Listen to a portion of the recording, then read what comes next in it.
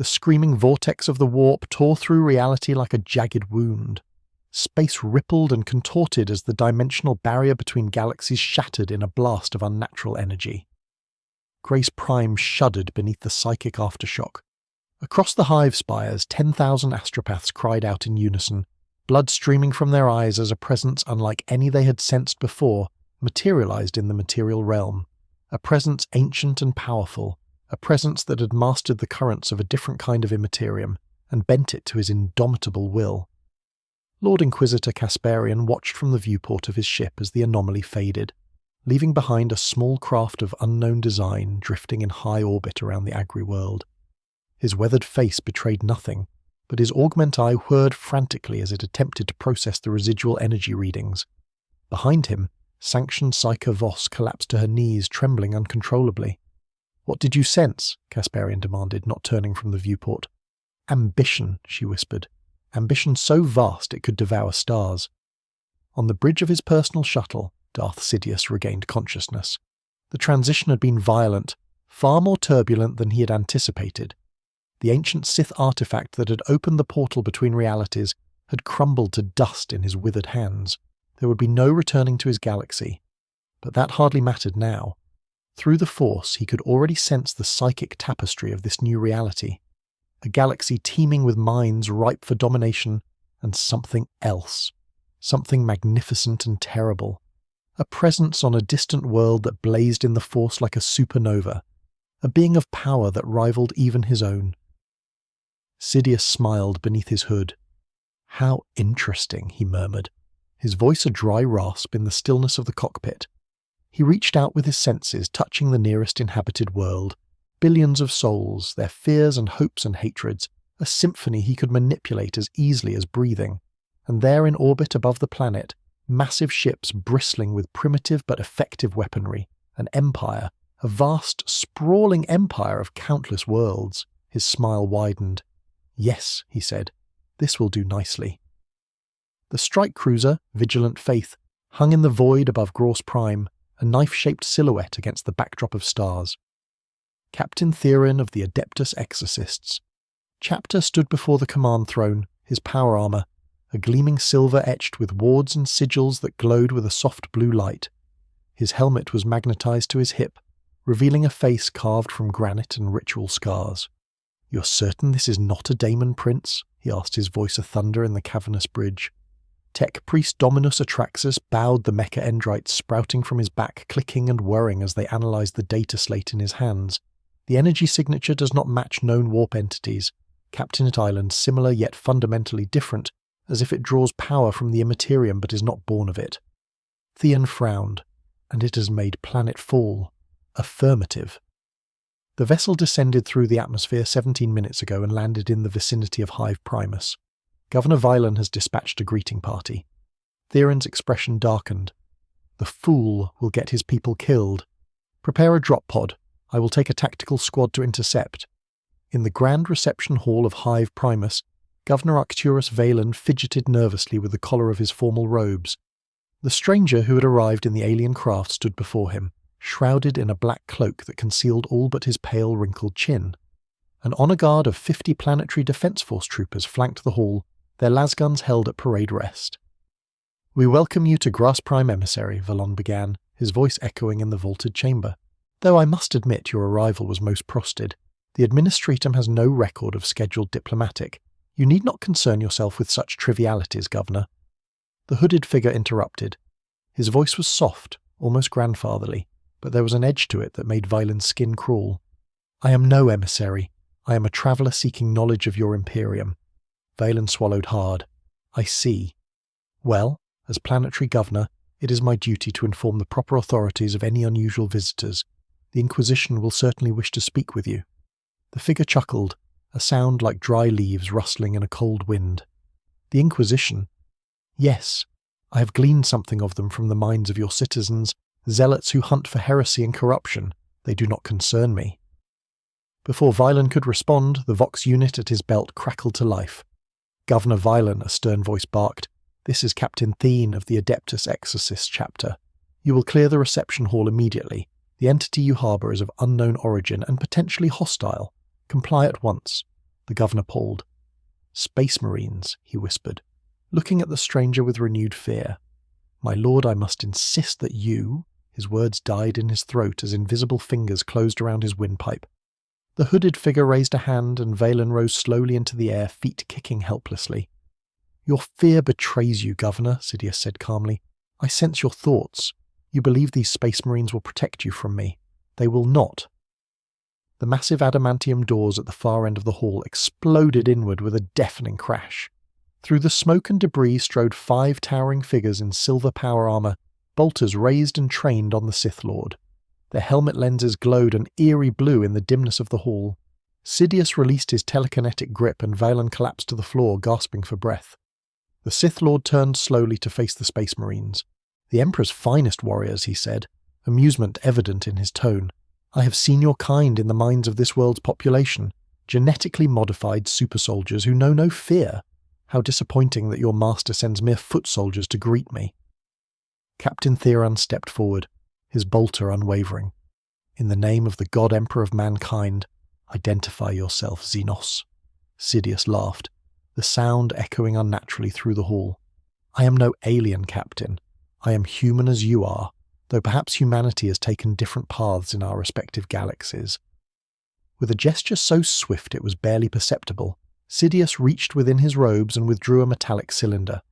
A blade of crimson energy erupted from the hilt with a distinctive snap hiss, casting the Sith Lord's hooded face in a bloody glow. "I am Darth Sidious, Dark Lord of the Sith, and I have come to claim this galaxy as my own." The Space Marines opened fire without hesitation, a fusillade of mass-reactive bolter rounds hurtling toward the Sith Lord.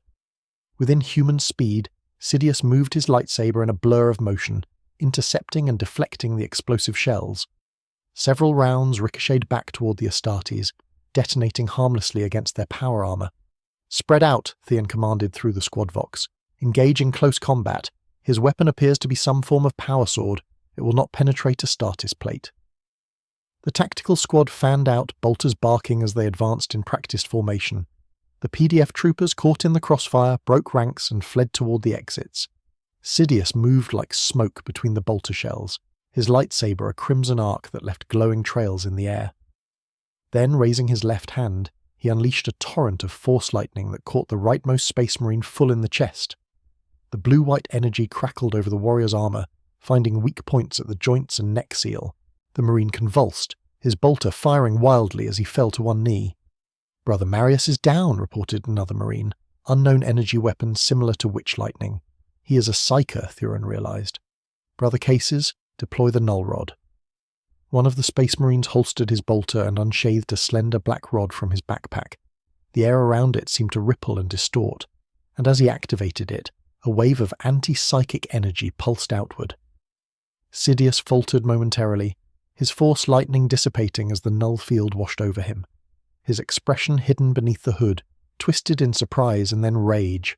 The force was still there, but muted, harder to grasp. "Interesting," he hissed.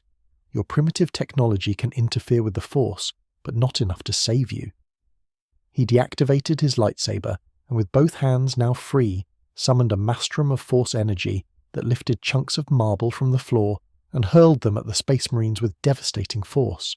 The massive blocks crashed against their armor, the impact forcing them back despite their incredible strength.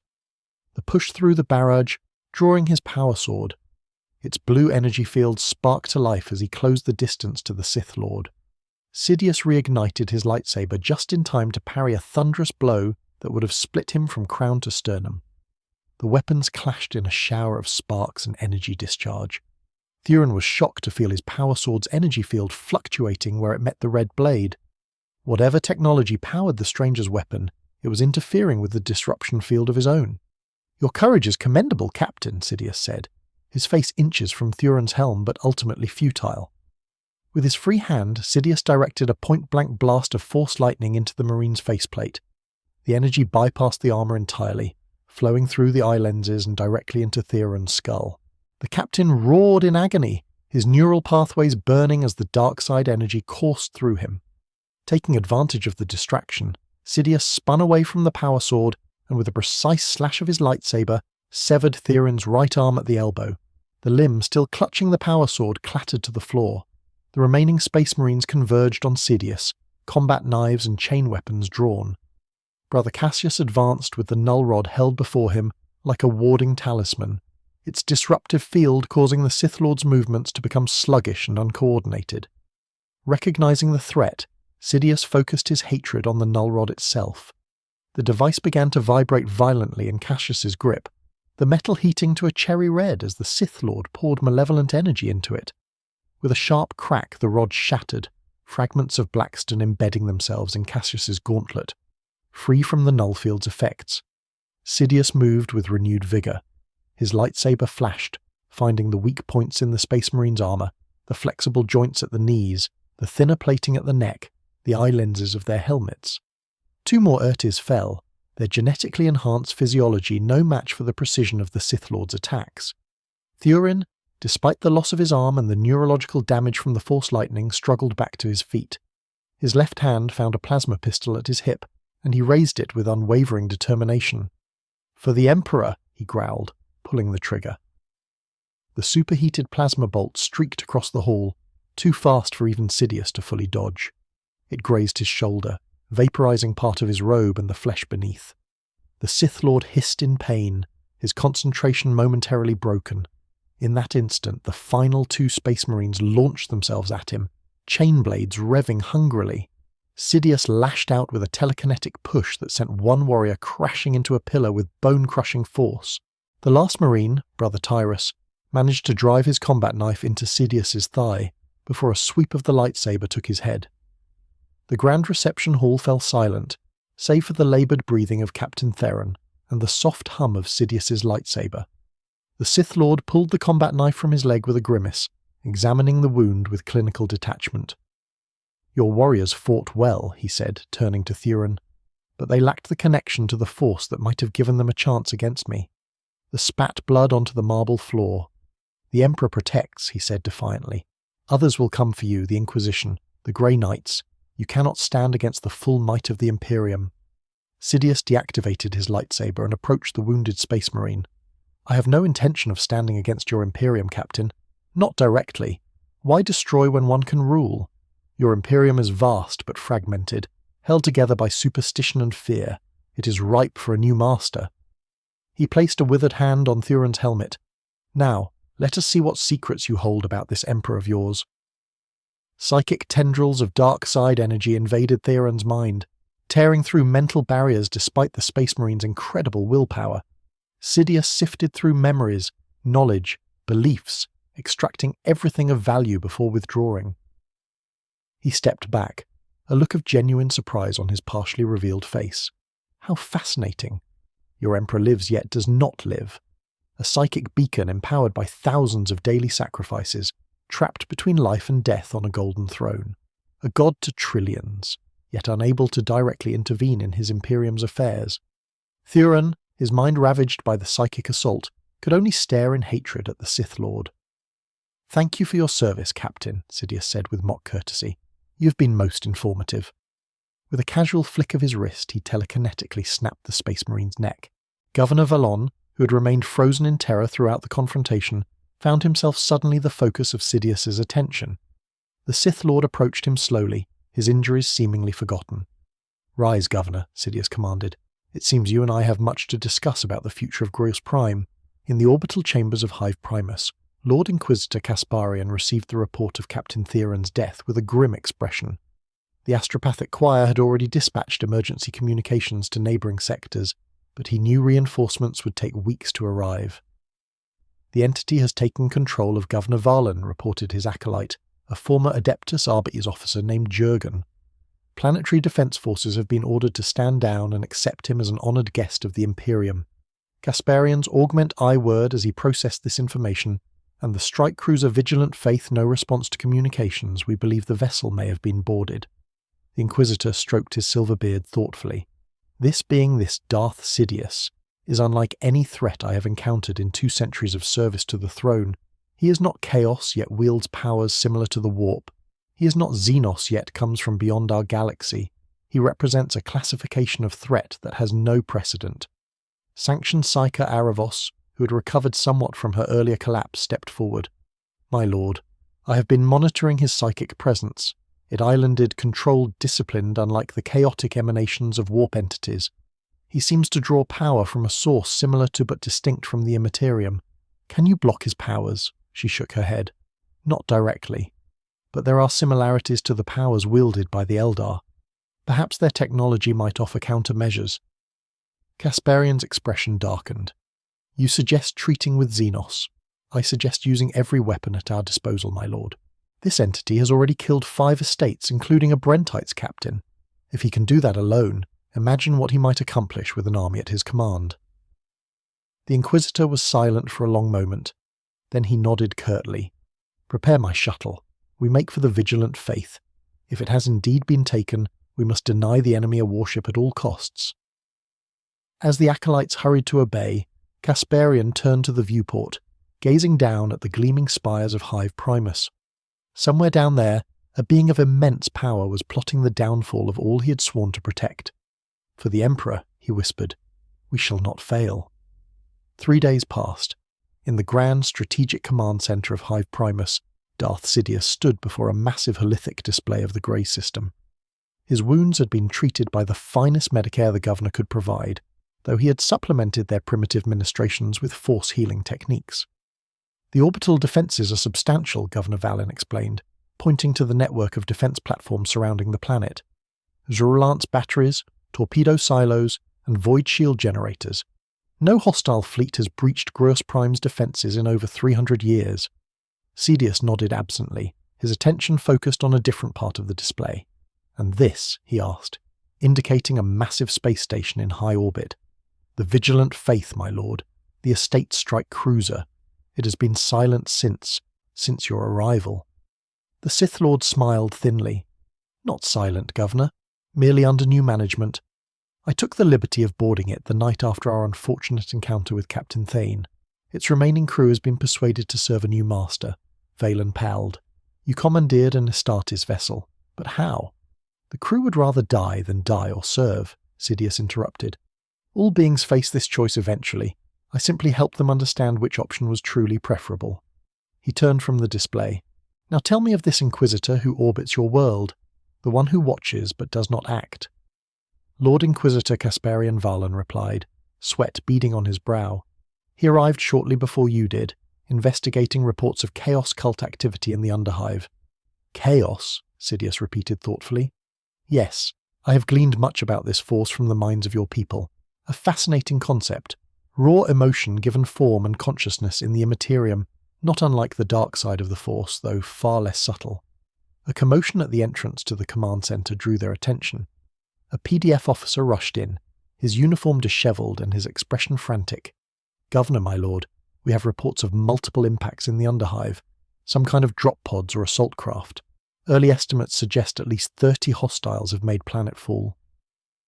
Sidious's eyes narrowed beneath his hood. "It seems your Inquisitor has decided to act after all." Deep in the rotting bowels of Hive Primus, Lord Inquisitor Kasparian led his kill team through the twisting corridors of the Underhive. The air was thick with the stench of decay and Prometheum, and the only light came from the glow globes mounted on the Militarum Tempest Scions helmets and the crackling energy field of Kasparian's power axe. "Life signs ahead," reported Sergeant Vex, consulting the auspex built into his Hellgun. 30 Ment Junction, 7 Gamma. Kasparian nodded. "Throne Agent Jurgen, take point. Sister Malia, cover our flank. The entity may have sensed our arrival." Throne Agent Jurgen, a mountain of a man in carapace armour etched with warding sigils, moved forward with surprising grace for his size. His shotgun swept the darkness ahead as he advanced, each step careful and measured. "Contact," he whispered into his vox bead. 3 figures, PDF uniforms, but something's wrong. They're just standing there. Kasparian pushed forward to see for himself. 3 Planetary Defence Force troopers stood motionless at the junction, their lasguns held at parade rest. Their eyes were open but vacant, staring at nothing. "Mind control," Sister Malia murmured from behind them. The Battle Sister's armour was a deep crimson, the symbol of the Order of the Bloody Rose emblazed on her pauldron, similar to the domination techniques used by Chaos sorcerers. The Inquisitor stepped closer to one of the PDF troopers, waving a hand before the man's unseeing eyes. Number. This is more complete than any warp-based domination I have encountered. There is no struggle, no resistance. Their minds have been utterly subjugated. As if triggered by his words, the PDF troopers suddenly snapped to attention. Their movements were jerky, puppet-like, as they raised their lasguns and opened fire on the kill team. The Scions returned fire immediately, their hellguns cutting down the possessed troopers with surgical precision. But more were coming, pouring from adjacent corridors and air ducts, all moving with the same unnatural coordination. "Fall back to position Alpha," Kasparian ordered. "This is not our objective. We must reach the central transit hub if we are to access the upper hive." The kill team retreated in good order, laying down suppressing fire as they withdrew. Sister Malia unleashed her flamer in controlled bursts, creating walls of prometheum flame that temporarily halted the advancing Thurs. "This is unprecedented," Jurgen said as they reached a defensible choke point. "If the entity can control minds on this scale, the entire PDF could be compromised." Kasparian shook his head. "Number, there are limits to his power. These thralls are all from the same precinct, suggesting proximity is a factor, and none have spoken or demonstrated tactical acumen. They are extensions of his will, not independent agents." "A weakness we can exploit," Sister Malia suggested, "if we can locate the source of the control." "Precisely," the Inquisitor confirmed, "which is why we must reach the Governor's palace. According to the astropathic projections, the entity has established a base of operations there." A sudden psychic scream tore through their minds, driving the unaugmented Scions to their knees. Even Kasparian staggered, his hand flying to his temple. "He knows we are here." Aravos gasped, blood trickling from her nose. "He is probing for our location." Kasparian grimaced. "Then we have no time to waste. Sergeant Vex, deploy the psych-out grenades at 10 meta intervals as we advance. They may not block his power entirely, but they will create a zone of psychic turbulence that should confuse his senses." As the kill team pushed deeper into the hive, the shadows around them seemed to thicken and writhe with malevolent purpose. Kasparian felt a cold certainty settle in his chest. They were being hunted. In the Governor's palace, Darth Sidious sat cross-legged in a chamber he had converted into a meditation space. His eyes were closed, his breathing slow and measured as he extended his consciousness through the Force, tracking the intruders who dared to challenge his Nent power. The null grenades they deployed were an annoyance, creating ripples in the Force that obscured their exact location. But he could still sense their general direction and purpose. The leader, the one called Kasparian, burned brightest in his perception, a mind of remarkable will and devotion. Sidious opened his eyes. "A worthy opponent," he murmured, "but ultimately just another piece to be positioned on the board." He rose fluidly and activated the comlink he had appropriated from the Governor's chambers. "Commander Vex of the Vigilant Faith. Begin bombardment of the designated coordinates. Surgical strikes only. I want the hive's infrastructure intact." "As you command, my lord," came the reply, the voice flat and emotionless. Sidious turned to Governor Vailen, who stood nervously at the chamber entrance. "Your Inquisitor approaches, Governor. I believe it is time we prepared a suitable welcome for him and his associates."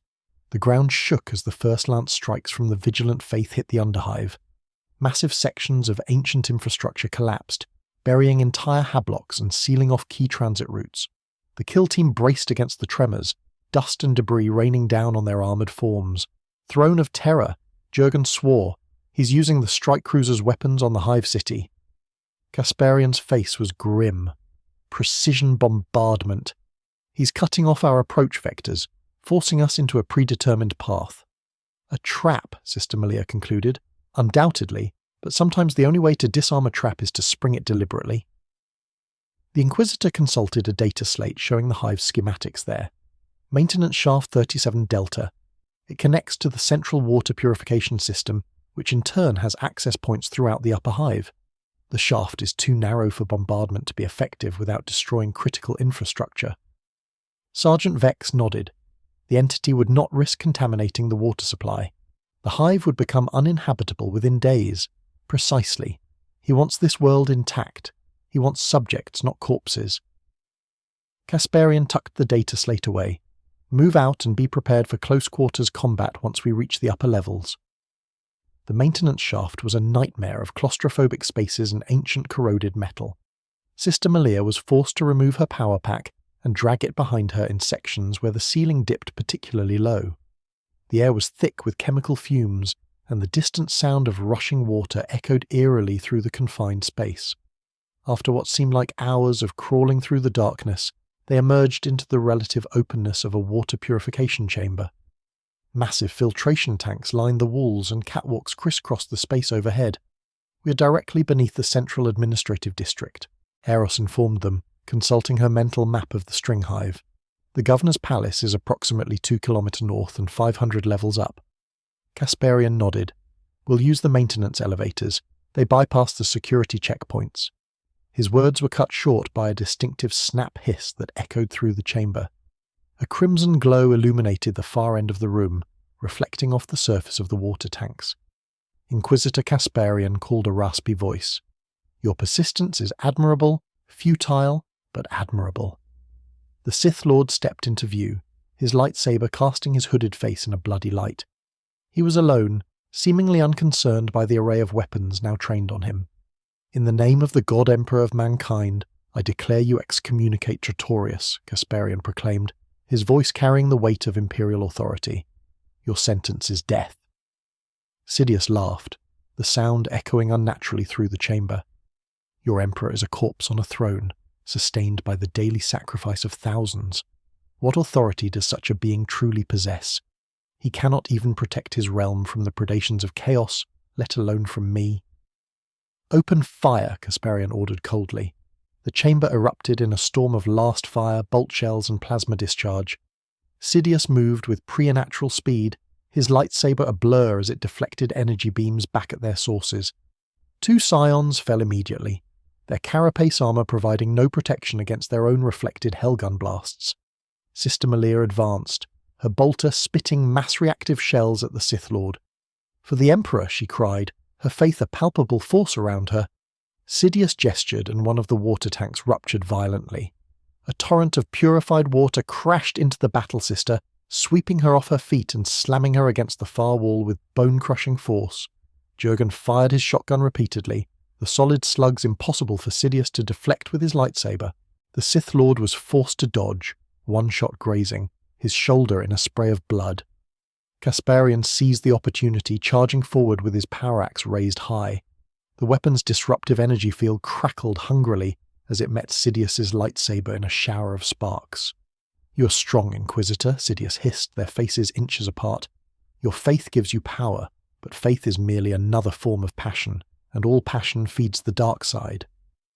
With his free hand, the Sith Lord unleashed a torrent of force lightning that caught Kasparian square in the chest. The Inquisitor's refractor field flared brightly as it attempted to disperse the energy, but it quickly overloaded and failed. The lightning continued unabated, lifting Kasparian off his feet and hurling him back across the chamber. Aravos stepped forward, her hands weaving complex patterns as she summoned her psychic defenses. Bound by duty, warded by will, protected by the Emperor's light, she chanted, creating a shimmering barrier of psychic energy between Sidious and the fallen Inquisitor. The Sith Lord paused, studying the barrier with evident curiosity. "A skilled practitioner," he observed. "In my galaxy, you might have made a formidable Jedi, or perhaps even a worthy Sith apprentice." He deactivated his lightsaber and extended both hands toward the barrier. Instead of attacking it directly, he began to probe its structure with subtle manipulations of the Force, searching for weaknesses in the psychic construction. Voss gasped as she felt his mind brush against hers, ancient and powerful and utterly alien. He is not using the warp, she realized aloud. His power comes from somewhere else, somewhere beyond the immaterium. "Interesting observation," Sidious replied.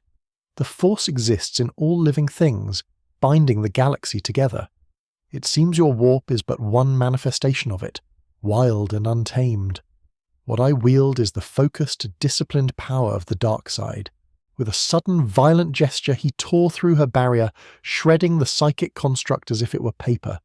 Voss screamed as the backlash hit her, blood pouring from her eyes and nose as neural pathways burned out from the overload. Jurgen fired again, but this time Sidious was ready.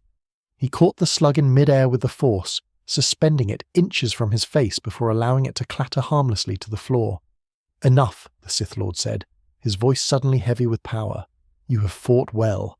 Now you will serve." His mind lashed out, seizing control of the remaining scions with ease. Their weapons turned toward Jurgen, who dove for cover behind a filtration unit as last fire scorched the air around him. Kasparian struggled to his feet, his ornate armor smoking from the lightning strike. "We will never serve you, witch," he spat, blood flecking his silver beard. Sidious approached him slowly, lightsaber reignited. "You misunderstand, Inquisitor. I do not require your willing service, only your obedience, and that I can take." Before he could strike, a thunderous explosion rocked the chamber. A section of the ceiling collapsed, and through the gap rappelled a squad of silver-armoured space marines, their armour adorned with the sigils and wards of the Exorcist chapter for the fallen.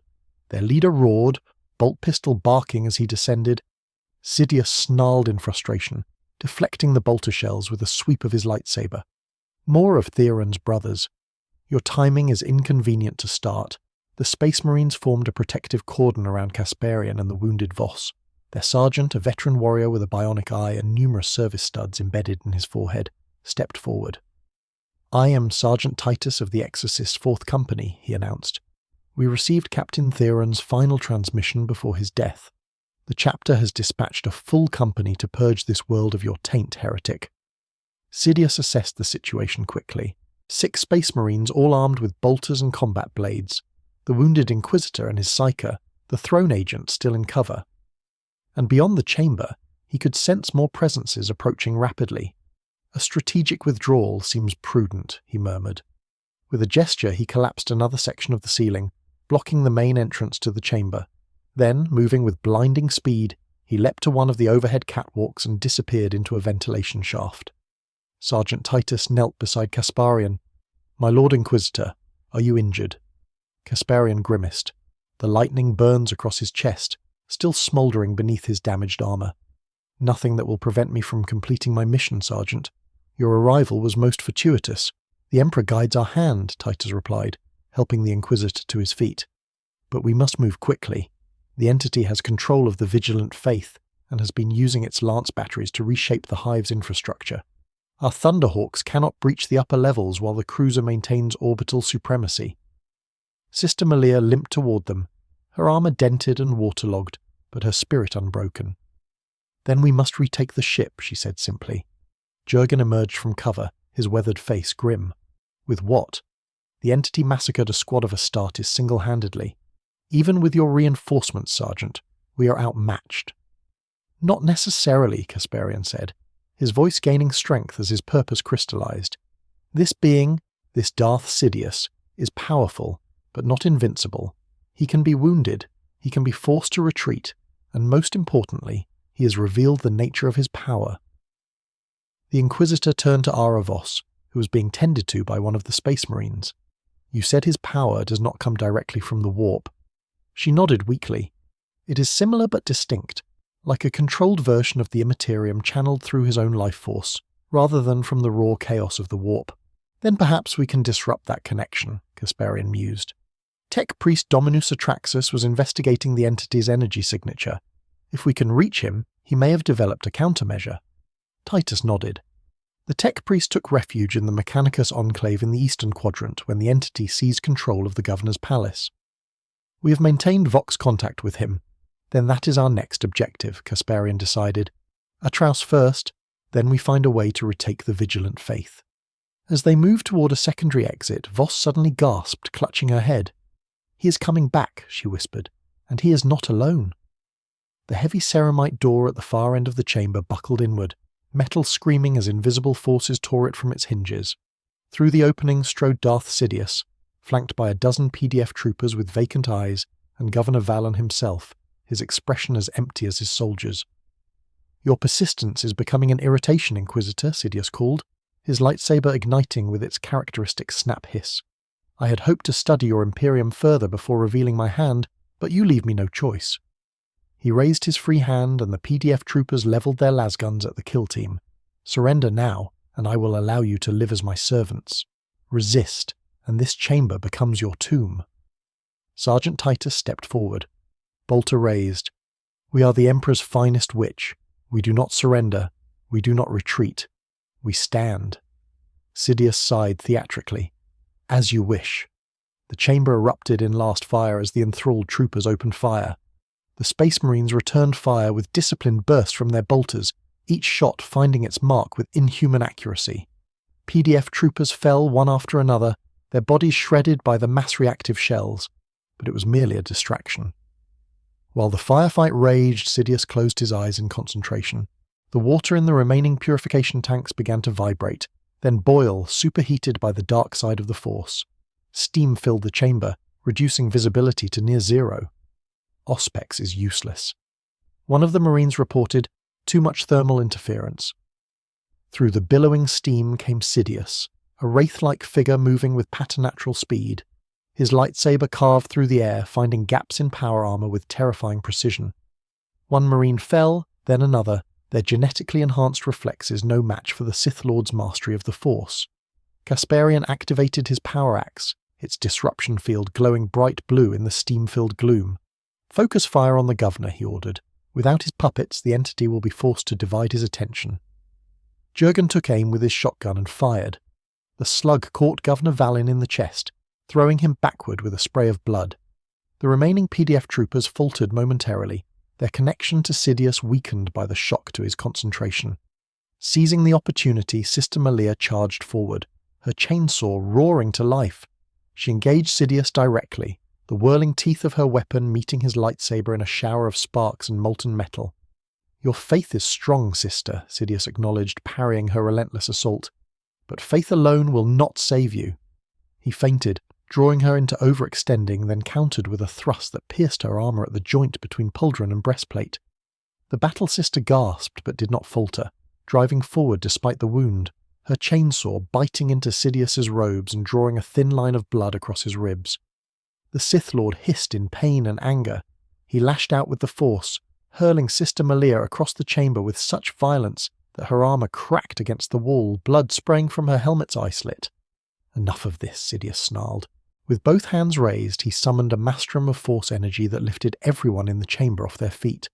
Space Marines, Scions, Kasparian, Jurgen, Voss, all hung suspended in the air, weapons torn from their grasp by the telekinetic storm. "I offered mercy," the Sith Lord said, his voice cold with rage. "Now you will experience the full power of the dark side." He clenched his fists and the suspended figures began to choke, invisible pressure crushing their throats. Even the Space Marines with their reinforced larynxes and redundant respiratory systems began to struggle for air. Ara Voss, her face purple from lack of oxygen, managed to focus her remaining psychic energy. With a desperate mental push, she reached out to the warp, drawing power directly from the immaterium in a dangerous unshielded connection. The chamber temperature plummeted instantly. Frost formed on armor and weapons, and the steam condensed into a fine, icy mist. A crackling nimbus of psychic energy enveloped Voss as she channeled power far beyond her sanctioned limits. "What is this?" Sidious demanded, his concentration wavering as he felt the sudden surge in warp energy. "The true power of the immaterium," Voss gasped, blood freezing as it trickled from her nose and ears, unfiltered, uncontrolled. The telekinetic grip holding the kill team faltered, then broke entirely as a rift began to form in the center of the chamber. Reality itself tore open, revealing the swirling, multi-hued madness of the warp beyond. Kasparian, falling to the floor as Sidious's power released him, shouted above the rising psychic storm, "Fall back now." The Space Marines needed no further urging. They grabbed the wounded and retreated toward the exit, bolters providing covering fire as they withdrew. Sidious stared at the growing rift with a mixture of fascination and alarm. The energies pouring from it were similar to the Force in some ways, but wild, untamed, almost sentient in their malevolence. He could feel entities stirring within the breach, drawn to the sudden weakness in the veil between realities. With a snarl of frustration, he turned and sprinted after the retreating Imperials. The rift was expanding too rapidly to control, and he sensed that whatever emerged from it would not discriminate between him and his enemies. As the kill team reached the relative safety of the maintenance corridors beyond the water purification chamber, a psychic scream tore through their minds. Voss collapsed, blood pouring from every orifice as the backlash of her unshielded connection to the warp overwhelmed her nervous system. "She is gone," Kasparian said grimly, checking her pulse. "But her sacrifice may have bought us time." Sergeant Titus nodded solemnly. "The rift will draw demons, The entity will have to deal with them before he can pursue us.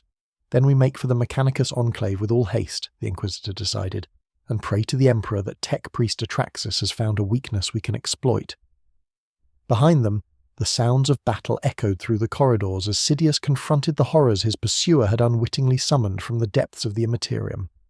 The Mechanicus Enclave was a fortress within a fortress, a self-contained complex of laboratories, forges, and data repositories sealed off from the rest of Hive Primus by adamantium bulkheads and arcane defense systems. The kill team, battered and reduced to half its original strength, approached the main access portal with weapons raised. Identify yourselves. Beamed a mechanical voice from a vox grill set into the wall. Lord Inquisitor Casparian Ordo Malus, Casparian replied with Sergeant Titus of the Exorcist chapter. We seek audience with tech priest Dominus Atraus on a matter of extreme urgency. A pause. Then the massive bulkhead began to retract with a hydraulic hiss. Enter, the voice commanded. The Dominus awaits you in the primary analysis chamber. They passed through multiple security checkpoints, each more elaborate than the last, before reaching the heart of the Enclave. Here, amid a forest of arcane machinery and glowing data stacks, tech priest Dominus Atraxus hunched over a workbench. His mechandrites manipulating components too small for human hands to grasp. Inquisitor, he greeted without looking up, his voice a synthetic approximation of human speech. I anticipated your arrival with a probability of 87.3%. The entity's energy signature has been most illuminating. Casparian approached the workbench. Have you determined a way to counter his powers? Atraus straightened, his augmentic eyes whirring as they focused on the Inquisitor. Counter number disrupt. Perhaps observe. One of his mechandrites activated a holith projector, displaying a three-dimensional representation of energy patterns. The entity's power signature shares certain harmonic frequencies with warp energy, but it is more coherent, more structured. It appears to be channeled through his own biological matrix rather than drawn directly from the Immaterium. Can it be blocked? Titus asked impatiently. Not by conventional means, Atraxus replied. However, I have adapted the null rod technology used by the exorcists. Instead of creating a general anti-psychic field, these devices emit a precisely calibrated interference pattern that should disrupt the specific frequencies the entity utilizes. He gestured to a row of small cylindrical devices on the workbench. I call them force disruptors. They have a limited operational radius, perhaps 3 Yassuru at most, but within that radius the entity's powers should be significantly weakened. Casparian picked up one of the devices, examining it critically. How many have you constructed? 12.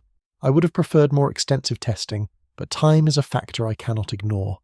The Inquisitor distributed the force disruptors among the remaining members of the kill team. These may give us an edge, but we still need a strategy to retake the Vigilant Faith. As long as the entity controls the strike cruiser, he can bombard the fight hive at will. Jurgen, who had been studying a tactical display of the orbital situation, spoke up. The ship's command protocols require gene-coded authorization for weapon systems. How is he controlling it? Atrax's mechanical features formed what might have been a frown. An excellent question. The entity would need to either override the ship's machine spirit or compel the remaining crew to execute his commands. Mind control, Casparian concluded, the same technique he used on the PDF and Governor Valen. Which means, Titus added, if we can break his concentration or disrupt his power, the ship's systems might revert to standard security protocols. The Inquisitor nodded slowly. We need to engage him directly, force him to focus his power on immediate defense rather than maintaining control over distant Thurs. A direct assault would be suicide, Jurgen objected. Even with these disruptors, he has proven himself capable of defeating Artis in close combat. Not an assault, Casparian corrected. A trap. If we can lure him into a position where multiple disruptors can be activated simultaneously, we might create a zone of nullification large enough to render him temporarily powerless. Atrax's eyes flickered. The central coitator chamber would be ideal. It is shielded against psychic interference to protect sensitive data archives. If we could add the disruptor's effect to the existing protections, we would need bait. Titus pointed out something valuable enough to draw him in personally. Casparian's expression hardened. Me? He wants to break me to add an Inquisitor to his collection of puppets. The symbolic victory would be too tempting to resist. It is decided then. The tech priest declared, I will prepare the coitator chamber while you draw the entity's attention.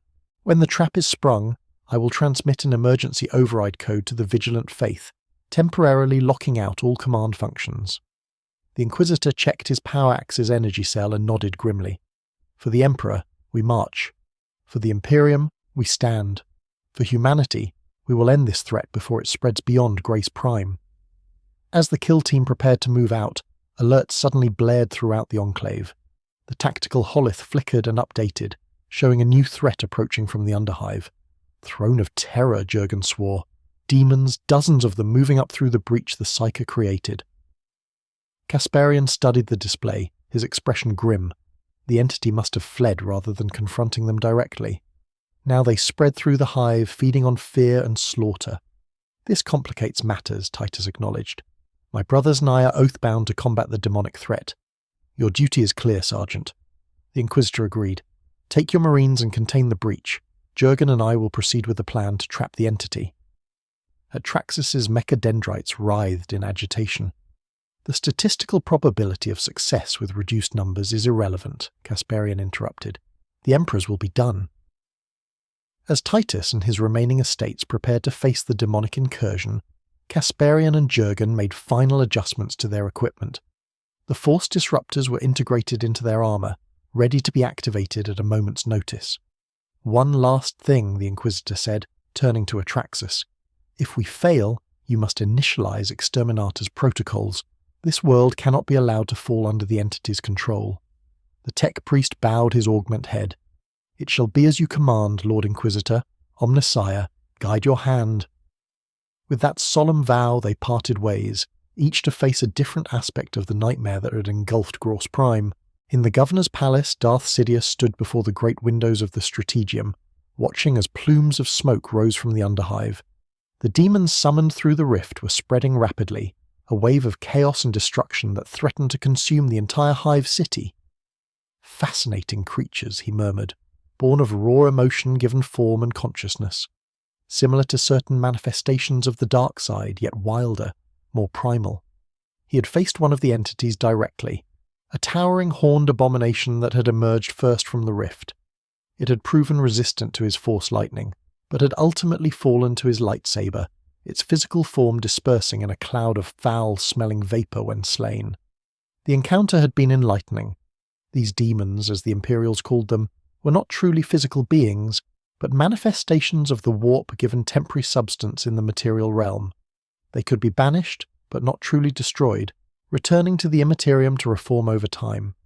A perfect analogy for the Imperium itself, Sidious reflected. A rotting edifice maintained by ritual and superstition, periodically assailed by forces it barely understood and could never truly defeat.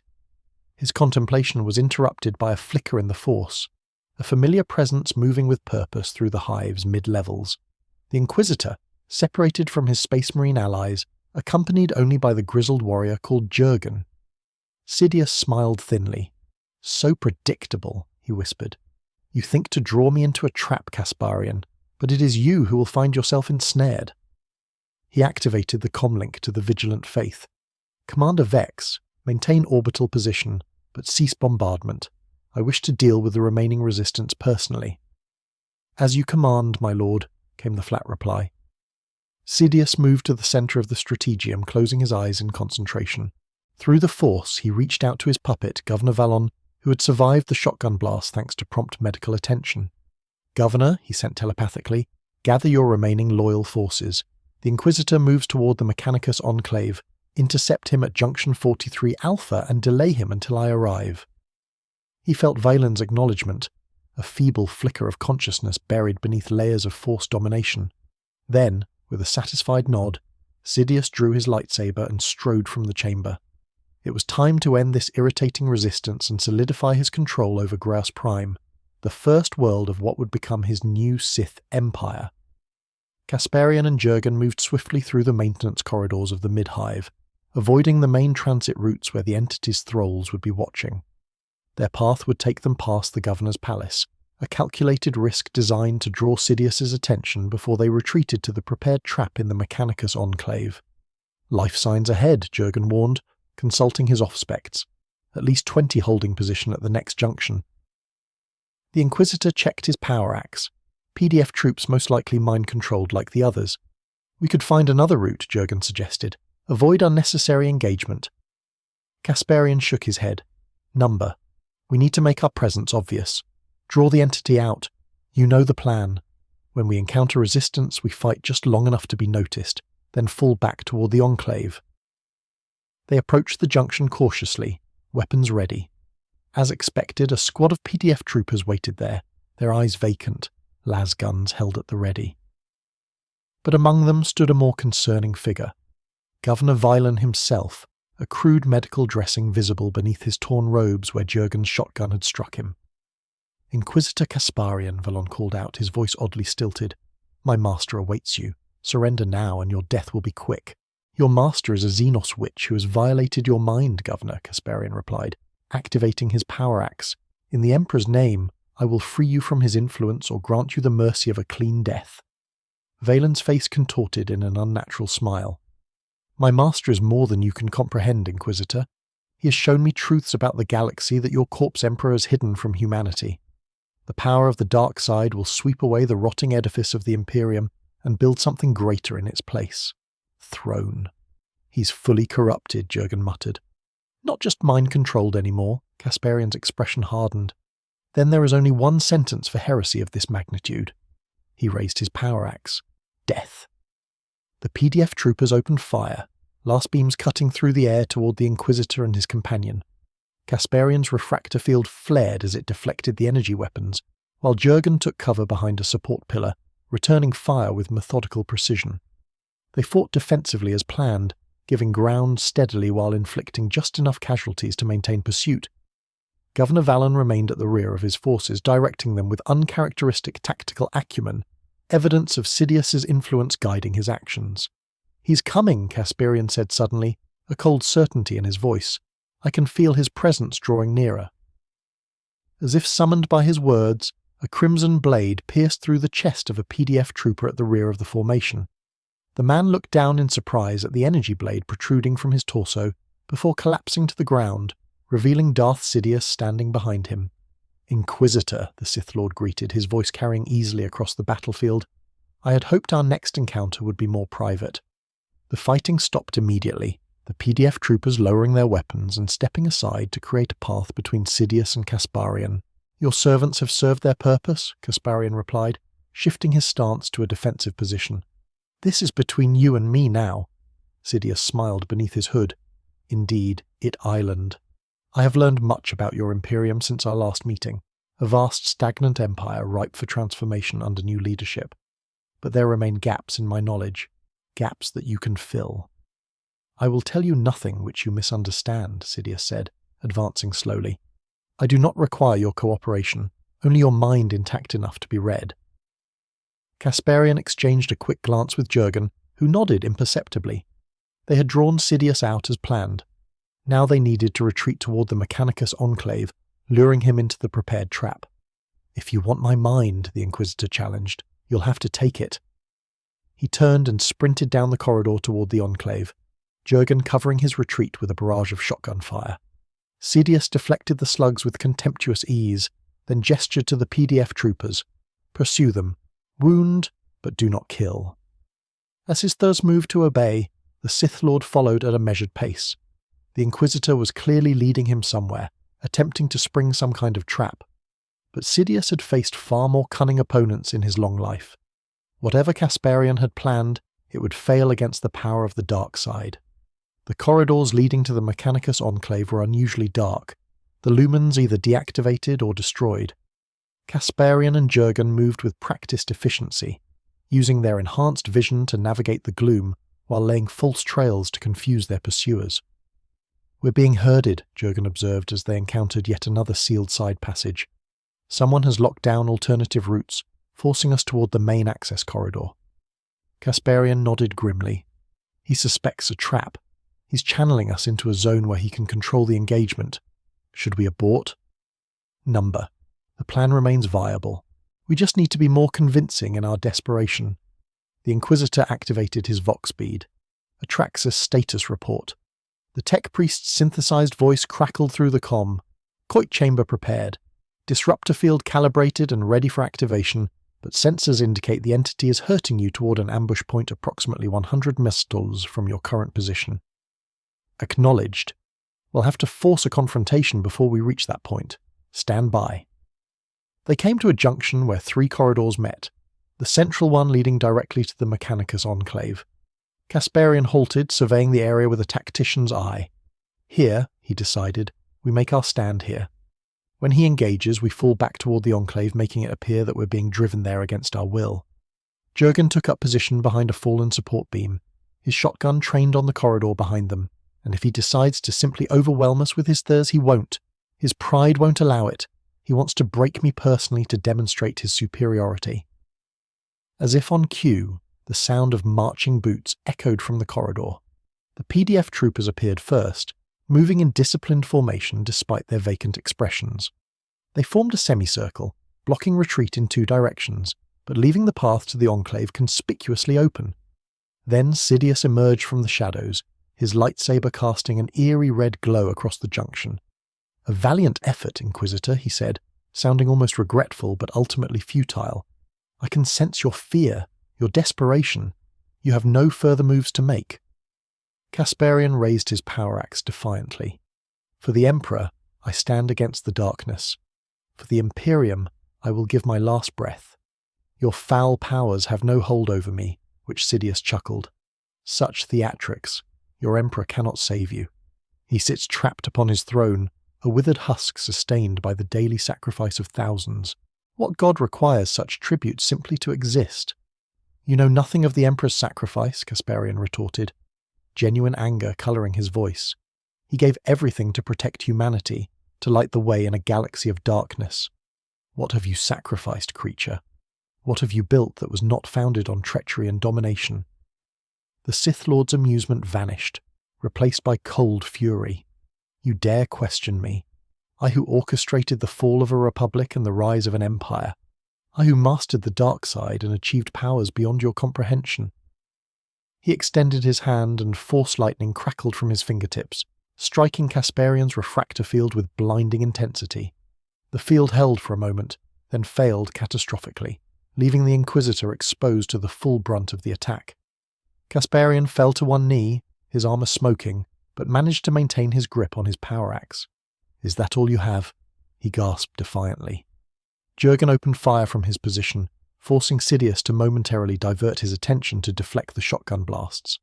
The distraction allowed Casparian to struggle back to his feet and begin a fighting retreat toward the Enclave. "Fall back," he ordered Jurgen. "To the Enclave, it's our only hope." They withdrew down the central corridor, exchanging fire with the pursuing PDF troopers, while Sidious followed at a measured pace, his lightsaber humming ominously in the confined space. "He's taking the bait," Jurgen murmured as they approached the Enclave's massive blast doors. "But he's too confident. He suspects nothing." "The Emperor protects," Casparian replied, keying the access code into the door's control panel. "And so does proper preparation." The blast doors slid open with a hydraulic hiss, revealing the cavernous expanse of the Mechanicus Enclave's primary receiving bay. They hurried inside, the doors sealing behind them with a resounding clang. Tech Priest at Traxxas awaited them, his Meschandrites weaving complex patterns in the air. "The entity approaches," he intoned. "His psychic signature is unmistakable." "How long until he breaches the doors?" Casparian asked, checking the charge on his force disruptor. "Based on observed capabilities, approximately 3 minutes. I have prepared as instructed." The Tech Priest gestured toward the far end of the receiving bay, where a narrow corridor led deeper into the Enclave. "The Coitator chamber is ready. Once he's inside, the disruptor field can be activated, neutralizing his powers long enough for termination." Casparian nodded grimly. "Then we have one chance. When he breaches the doors, Jurgen and I will engage him briefly before retreating toward the Coitator chamber. You remain hidden until he has entered the chamber fully." "Understood, Lord Inquisitor. Omnissiah, guide your aim." The blast doors began to vibrate, the adamantium surface glowing cherry red as tremendous force was applied from the other side. Metal groaned and buckled as the doors were slowly, inexorably torn from their mountings by telekinetic power. "Stand ready," Casparian ordered. Power axe raised. "Remember, make it convincing. We need him to believe he's driving us back." With a final tortured shriek of metal, the blast doors collapsed inward. Through the settling dust strode Darth Sidious, his robes billowing around him despite the absence of wind, his lightsaber casting sinister shadows across the receiving bay.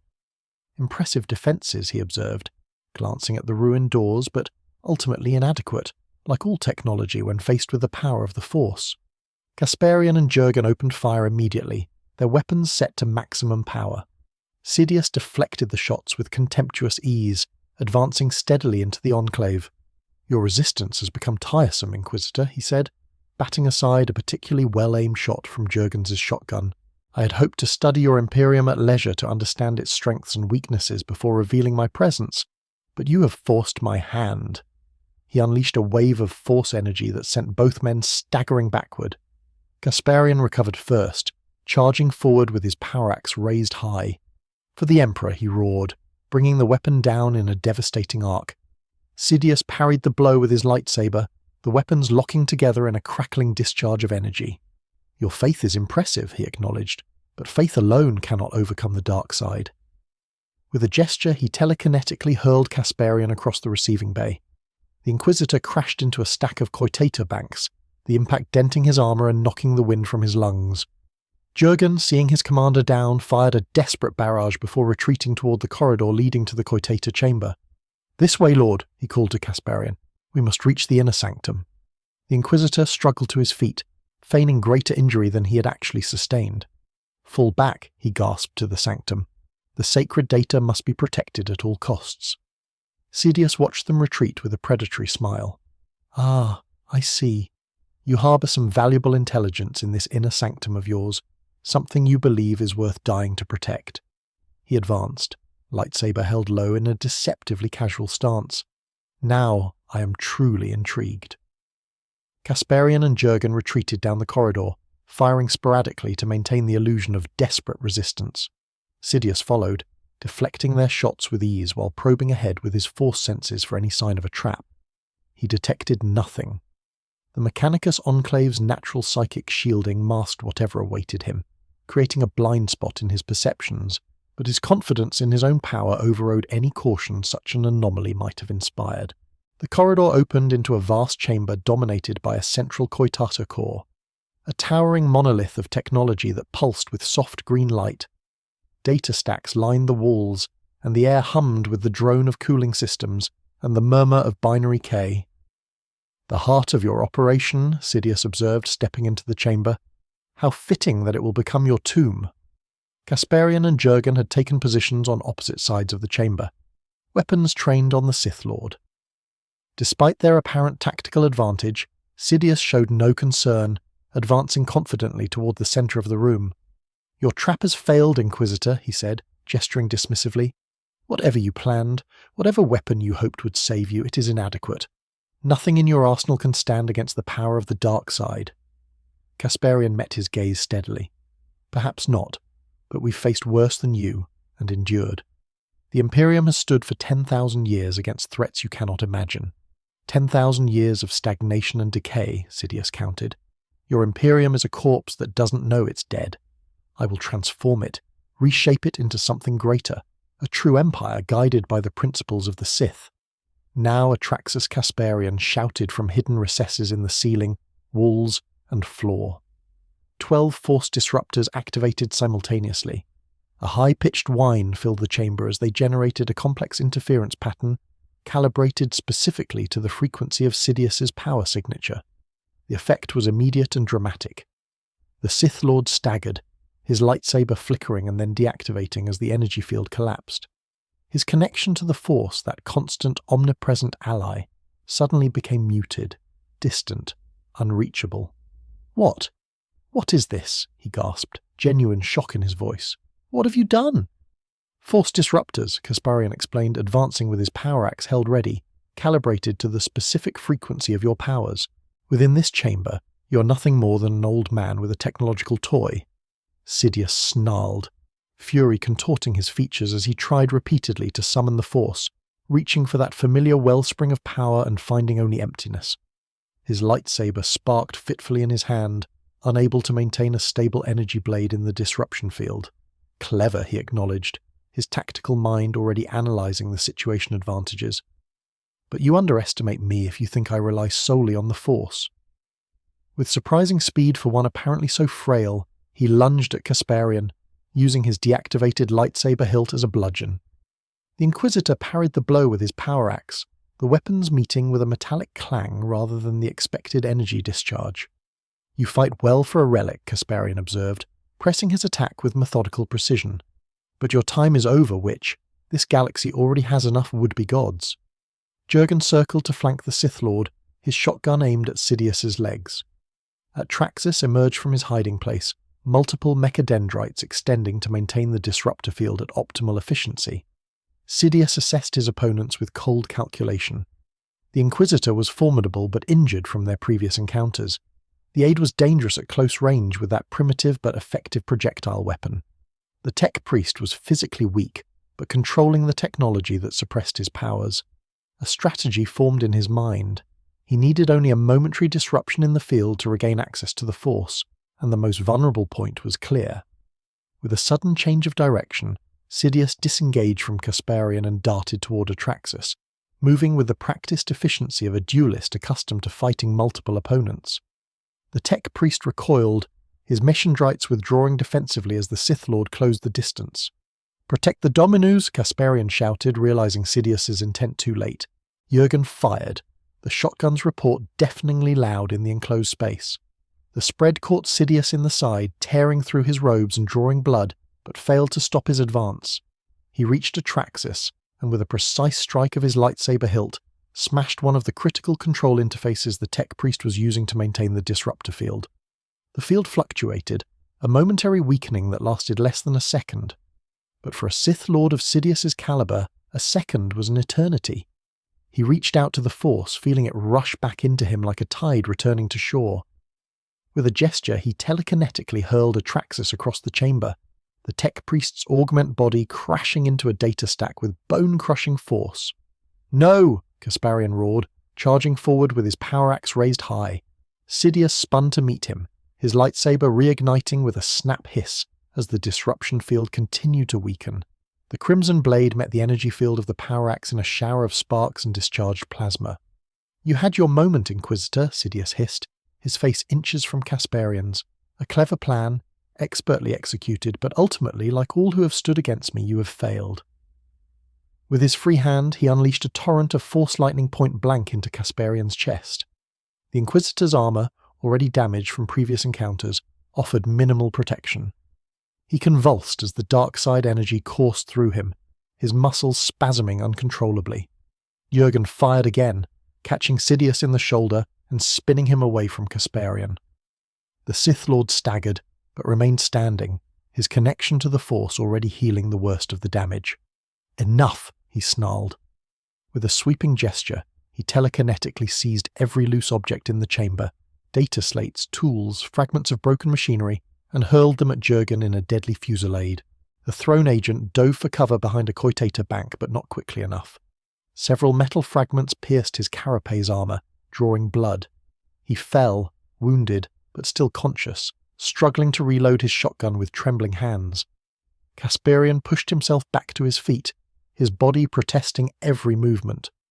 The Force disruptors were still functioning, but at reduced effectiveness, creating a patchwork of nullification zones throughout the chamber rather than the uniform field they had initially generated. "It's not over," he declared, spitting blood onto the floor. "Tech Priest Dominus Atraxis, initialize Protocol Omega."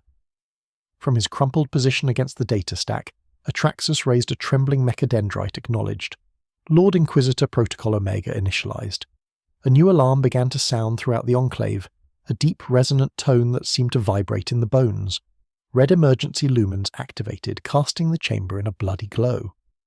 "What have you done?" Sidious demanded, his triumphant expression faltering. "Sent the override code to the Vigilant Faith," Kasparian explained, a grim smile on his blood-streaked face. "All command functions are now locked. The ship's weapons can no longer be used against the Hive, and the self-destruct sequence has been initiated." Sidious's eyes widened with genuine shock. "You would destroy your own vessel, sacrifice your own warriors." "For the Emperor, any sacrifice is acceptable," Kasparian replied. "The strike cruiser will detonate in orbit in exactly 15 minutes. The resulting void shock will scour this entire continent clean of life, including you, witch." The Sith Lord's expression darkened with rage. "Then you die first, Inquisitor." He lunged forward, lightsaber aimed at Casparian's heart. The Inquisitor parried desperately, but his strength was failing. Each clash of weapons sent shockwaves of pain through his injured body. Sidious pressed his advantage, lightsaber moving in a crimson blur as he forced Casparian back step by step. The Inquisitor's defense became increasingly desperate, his parries barely deflecting killing blows into glancing strikes that scorched his armor and seared the flesh beneath. "Your faith has failed you," Sidious taunted as he landed a burning slash across Casparian's left pauldron. "Your Emperor watches helplessly as you die in his name. He doesn't. Watch." Casparian gasped, struggling to maintain his guard. He guides. His light illuminates even the darkest void. With unexpected swiftness, he dropped to one knee and swept his power axe in a low arc aimed at Sidious's legs. The Sith Lord leapt over the strike with force-enhanced agility, but in doing so he momentarily moved into one of the pockets where the disruption field remained strongest. His connection to the Force faltered again, and he landed awkwardly, off balance and vulnerable for a critical moment. Casparian seized the opportunity, driving upward with his power axe in a powerful thrust. Sidious twisted aside, but not quickly enough to avoid the blow entirely. The energy field of the axe caught him along the ribs, burning through robe and flesh to expose bone beneath. He hissed in pain, genuine fear flashing across his face as he realized the extent of the injury. "First blood to you, Inquisitor," he acknowledged, retreating a step to reassess. "But time favors me. Your disruption field weakens by the second, while your strength fades, and if your ship is truly set to detonate, you have sealed your own fate as well as mine." Casparian straightened, ignoring the protests of his battered body. "My fate was sealed the moment I swore my oath to the Golden Throne. I go to the Emperor's side willingly, knowing I have served him well." Sidious's eyes narrowed. Such blind devotion. "In my galaxy, I engineered the fall of the Jedi Order by exploiting similar weaknesses, their rigid adherence to outdated codes, their unquestioning loyalty to flawed institutions. You are no different." "There is a difference," Casparian countered, "between blind faith and reasoned sacrifice, between devotion to a living ideal and subservience to a twisted ambition. You sought power for its own sake. We seek only to preserve humanity against the darkness that would devour it." Before Sidious could respond, a new sound echoed through the chamber, the distinctive heavy tread of ceramite boots on metal flooring. Through the main entrance marched Sergeant Titus and his remaining Urtis, their armour scorched and dented from battle, but their bolters steady. "The Daemon incursion has been contained." "Lord Inquisitor," Titus reported, his helmet lenses fixed on Sidious. "We stand ready to assist in the entity's termination." Sidious assessed the new threat with cold calculation. Space Marines, even a small squad, represented a significant escalation, especially with his powers still partially disrupted and his recent injury limiting his mobility. "It seems our duel must be postponed, Inquisitor," he said, backing toward a secondary exit. "But know this, I have faced worse odds and emerged triumphant. Your sacrifice today will be meaningless." Casparian raised his power axe. "You will not escape, Witch. This ends now." "Does it?" Sidious replied with a thin smile. He gestured toward a control panel on the chamber wall, one linked directly to the Hive's primary defense grid. "What happens when a being like me gains control of your orbital defense platforms?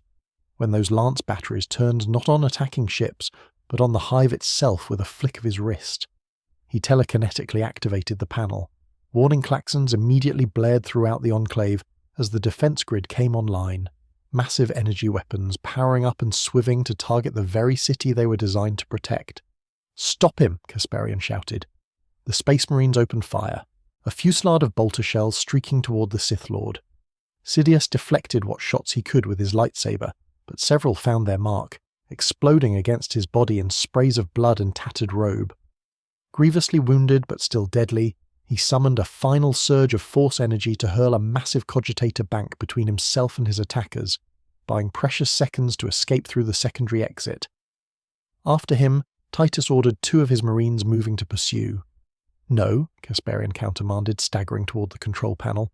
Sidious had activated the defense grid as the priority, If those lance batteries fire, millions will die instantly. Atraxus, damaged but functional, joined him at the panel, mechadendrites interfacing directly with the system. The entity has locked out the command protocols, he reported, attempting to override. How long until the Vigilant Faith detonates? Kasparian asked, checking the chronometer built into his gauntlet. 7 minutes 43 seconds, Titus replied. We should evacuate immediately, Lord Inquisitor. There are Thunderhawks standing by. Kasparian shook his head. Not until the defense grid is secured, and not until we confirm the entity's destruction. He turned to Jurgen, who had managed to bind his wounds and rejoin them. Can you track him? The throne agent nodded, consulting his aspects. Energy signature moving toward the upper hive. He's heading for the landing platforms. He seeks to escape the planet before the strike cruiser detonates, Titus concluded. We must pursue. Agreed. Atraxus, continue working on the defense grid. Sergeant with me. We end this now. They moved as quickly as their injuries allowed, following the trail of destruction Sidious left in his wake. Emergency bulkheads had been torn from their mountings, security servitors lay shattered in corridors, and the occasional corpse of a Mechanicus adept marked where resistance had been encountered and overcome. His power remains formidable despite his injuries. Titus observed as they passed through a chamber where the metal walls had been peeled back like fruit rind by telekinetic force. Desperation lends strength, Kasparian replied, even to creatures like him. They emerged onto a vast landing platform atop the Mechanicus enclave, open to the sky, where shuttles and lighter craft could dock directly. The air was thick with smoke from the battles raging in the underhive, and in the distance the governor's palace burned, flames licking at its ornate spires. Darth Sidious stood at the platform's edge, his tattered robes billowing in the high-altitude wind. Before him rested his personal shuttle, its alien design incongruous among the bulky Imperial craft that surrounded it. It's over, Witch, Kasparian called out, his power axe crackling with energy as he advanced. There is nowhere left to run. Sidious turned, revealing the full extent of his injuries. His face was a mask of blood, one eye swollen shut, and his right arm hung limply at his side. Yet, despite his wounds, his remaining eye burned with malevolent purpose. Run. No, Inquisitor. I merely needed space for what comes next. He raised his functioning hand toward the sky. Behold the true power of the dark side. Above them, the clouds began to swirl unnaturally, forming a vortex centered directly over the platform. Lightning flashed within the maelstrom, not the blue-white of natural electricity, but the sickly purple-black of concentrated dark side energy. Forstorm Sidious intoned, his voice somehow carrying over the rising wind. A technique known only to the most powerful Sith Lords. It creates a hyperspace wormhole, a tear in the very fabric of reality. The vortex expanded, its howling maw descending toward the platform like some vast hungry beast. Space itself seemed to bend and distort around its edges, light refracting at impossible angles. You cannot escape the Vigilant Faith's detonation. Kasparian shouted over the roar of the storm. Even in orbit, the shockwave will destroy your vessel. This is not mere escape, Inquisitor. Sidious replied, It is ascension. Your Imperium is but one of countless realms I might rule. If this galaxy rejects me, I shall simply find another more receptive to my vision. The Space Marines opened fire, the bolter shells streaking toward the Sith Lord, only to be caught in the gravitational distortion of the force storm and pulled harmlessly into the vortex. Titus himself charged forward, combat knife drawn, determined to end the threat despite the unnatural energies swirling around them. Sidious flicked his wrist dismissively, and a wave of telekinetic force sent the Space Marine skidding backward across the platform. Your persistence is admirable, Artis, but futile. The vortex descended further, now mere meters above the platform. The shuttle began to rise, lifted by invisible forces toward the center of the storm. Sidious himself levitated slowly after it, his concentration total as he maintained control over the immensely powerful technique. Kasparian, seeing their quarry about to escape, made a desperate decision. He activated his force disruptor at maximum power, draining its energy cell completely for one final burst of nullification. The effect was immediate but limited. The force storm faltered momentarily, its rotation slowing as Sidious's connection to the dark side weakened within the disruptor's field. The Sith Lord snarled in frustration, redoubling his efforts to maintain the technique. In that moment of disruption, Jurgen raised his shotgun and fired his last shell. The spread caught Sidious in the chest, the impact knocking him out of his levitation and sending him tumbling back onto the platform. "Now, Sergeant," Kasparian commanded. Titus launched himself forward again, using his jump act to cross the distance in a single bound. He crashed into Sidious with the full weight of his power armor, driving the Sith Lord to the ground with bone-crushing force. For the Emperor, the Space Marine eined, raising his combat knife. Sidious, despite his grievous injuries, was not yet defeated. With his remaining strength, he unleashed a point-blank burst of force lightning into Titus's chest. The Space Marine convulsed but did not release his grip, the knife descending inexorably toward the Sith Lord's heart. Above them, the force storm began to collapse without Sidious's full concentration to maintain it. The vortex contracted violently, releasing a shockwave of time-dark side energy that swept across the platform, knocking everyone except Titus off their feet. In that final moment, as the knife plunged toward his chest, Sidious looked up at the armored giant pinning him down and saw something that gave him pause. Reflected in the polished ceramite of the Space Marine's armor was not his own face, but a vision of what awaited him should he fall here an eternity in the warp. His soul prey to the very demons he had so casually dismissed as inferior manifestations of power. "No," he whispered, genuine fear in his voice for the first time. "Not like this." With a final desperate surge of dark side energy, he telekinetically diverted the knife's path. Instead of piercing his heart, it embedded itself in his shoulder, a grievous but non-fatal wound. The force storm above them collapsed completely, the energy rebounding inward in a catastrophic implosion. A blinding flash engulfed the platform, forcing everyone to shield their eyes. When the light faded, Titus found himself pinning nothing but empty robes to the platform, the knife embedded in the metal decking beneath. Darth Sidious was gone, vanished as completely as if he had never existed. "Where is he?" Jurgen demanded, scanning the platform with his auspex. No life signs, no energy signature, nothing. Kasparian approached slowly, kneeling to examine the empty robes. "Not dead," he said with grim certainty, "displaced. The collapse of his force storm must have torn open a rift in reality. He could be anywhere, another world, another time, perhaps even returned to his own galaxy." "Then we have failed," Titus concluded, retrieving his knife from the decking. "No," Kasparian countered, rising to his feet. "We have denied him this world, denied him a foothold in our Imperium. That is victory enough for today." His chronometer chimed a warning. 3 minutes until the vigilant faith detonates. We must evacuate immediately. Titus gestured to a Thunderhawk gunship approaching the platform. "Our transport awaits, Lord Inquisitor." As they boarded the vessel, Kasparian cast one final look at the empty robes lying on the platform. A chill ran down his spine, a premonition of future conflict. Somehow he knew with absolute certainty that they had not seen the last of Darth Sidious.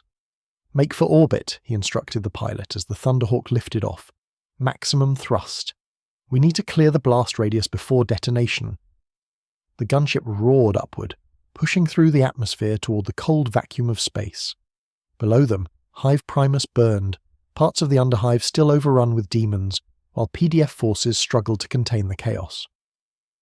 Aboard the Thunderhawk, Kasparian activated his personal Vox unit. "This is Lord Inquisitor Kasparian. To all Imperial forces, evacuate Grass Prime immediately. I repeat, evacuate immediately." Titus looked at him sharply. "You're abandoning the world. The demonic incursion has spread too far," Kasparian explained. "And without knowing if the entity's influence has been completely purged from the populace, we cannot risk leaving any trace of his corruption. After the vigilant faith detonates, I will request exterminatus." The Space Marine nodded solemnly. The Emperor's will be done. As the Thunderhawk broke through the upper atmosphere into the void of space, they saw the vigilant faith hanging in orbit, its massive form silhouetted against the backdrop of stars. Even from a distance, they could see energy fluctuations rippling across its hull as the self-destruct sequence neared completion. "Distance to minimum safe range?" Kasparian asked the pilot. 2 minutes 17 seconds at current velocity, my lord. "Insufficient," Titus calculated. "The void shock will overtake us before we clear the danger zone." Kasparian's expression remained impassive. "Then we commend our souls to the Emperor and die in his service as we always knew we would."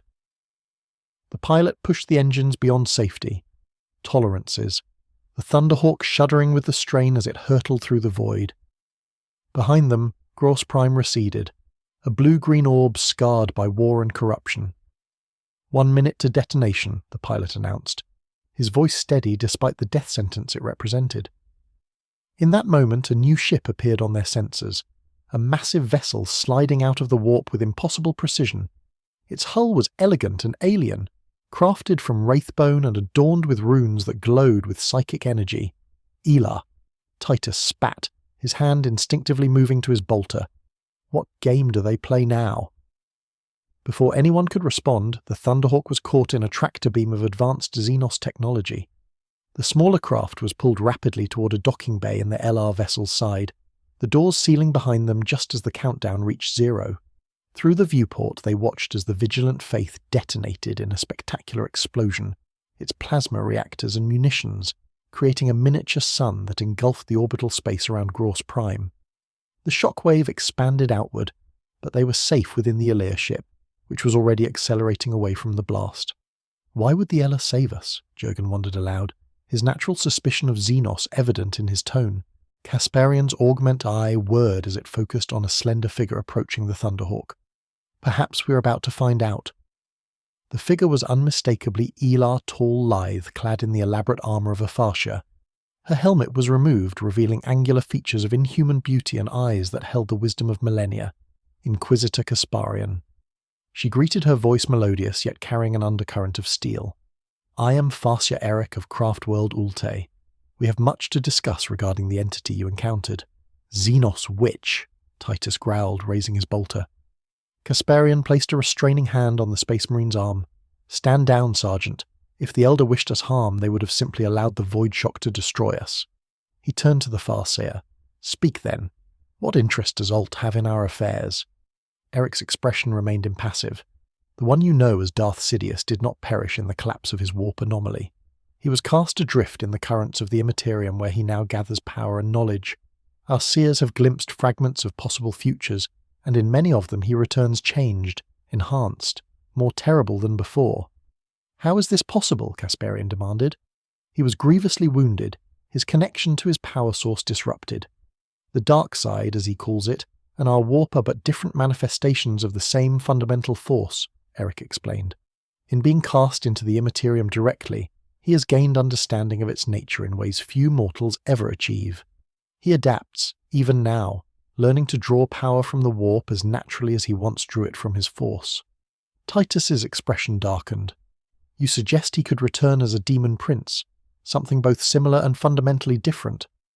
The Farseer replied, The path he walks is unique in our experience, but the threat he represents transcends the ancient enmity between our peoples.